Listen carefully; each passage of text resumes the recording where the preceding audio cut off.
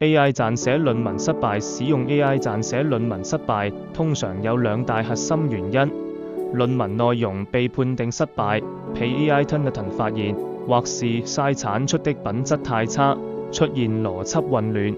虛構文獻或深度不足。請先確認你的失敗是指以下哪一種情況，並參考對應的系統化解決方案。情況一，被 AI 檢測工具如 Turnitin、Zero 判定為 AI 生成。學術論文強調規範化表述與嚴謹銜接，這種寫作風格極易與 AI 的特徵重疊，導致原創文章也經常被誤判。保留修改軌跡，務必在 Google Docs 或 MS Word 中開啟版本修訂歷史功能，留存你逐字修改、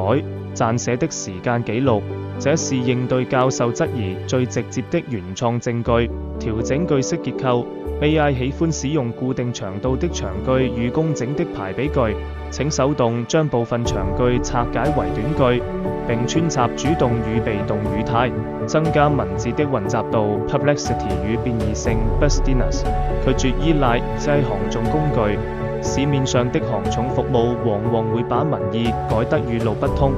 邏輯混亂，反而容易在第二次提交時被系統判定更高比例的 AI 特徵，注入個人化論點，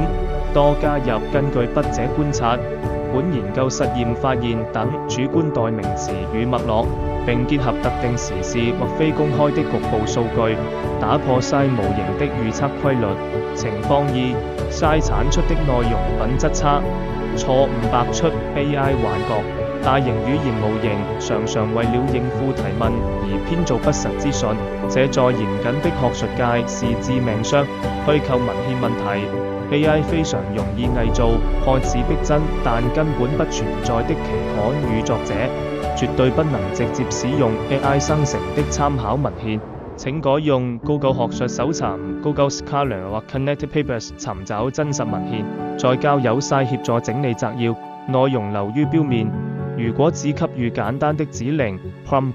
AI 只會回覆教科書等級的陳腔濫調。你必須取反覆迭代法，先讓 AI 生成大綱，再針對各個小節提供具體的研究數據與理論框架，引導它進行深度論述。